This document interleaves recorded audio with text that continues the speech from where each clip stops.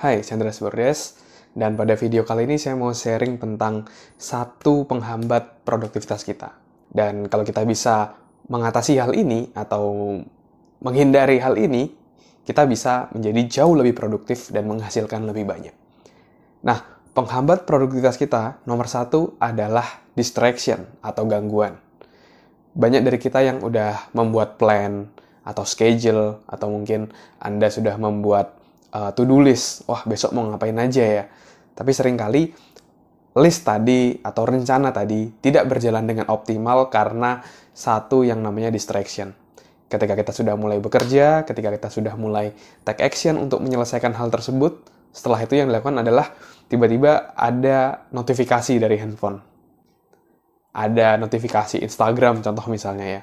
Mendadak ketika ada notifikasi seperti itu, mendadak layar kita menyala, lalu kita melihat ada notifikasi apa, kita mengecek konten, tiba-tiba ada reference konten lain, sampai akhirnya 1 jam, 2 jam, 3 jam berlalu, tidak sadar kita belum menyelesaikan apa-apa.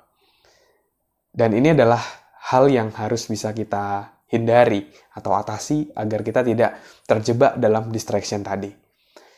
Untuk bisa mengatasi hal tersebut, mungkin kita memiliki willpower ya. Kita punya willpower atau dorongan dalam diri untuk mengatasi dorongan untuk mengecek handphone.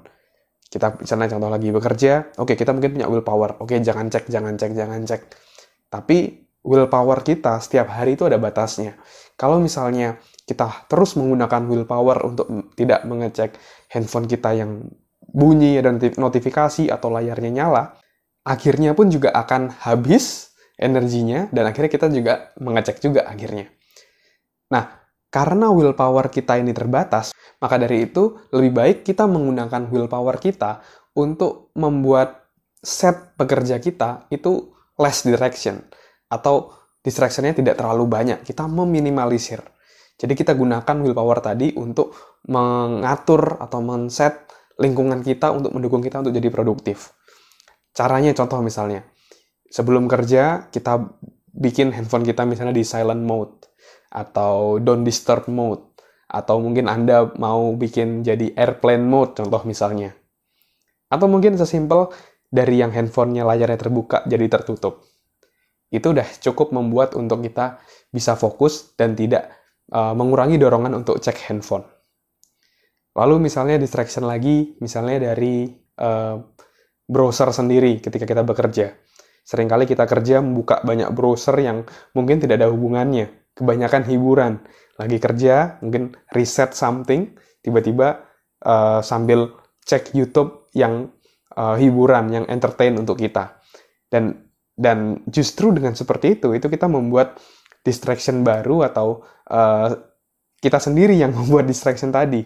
Sehingga kita jadi susah untuk bisa fokus. Nah, jadi bisa juga ketika kita kerja misalnya dari laptop gitu ya, kita mulai kurangin. Contoh misalnya, aplikasi yang tidak dipakai, kita close.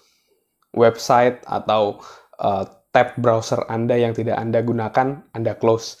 Jadi benar-benar aplikasi yang muncul di laptop Anda, itu yang sedang Anda gunakan saat ini. Jadi benar-benar fokus, hanya satu aja, kerjaan itu sampai selesai.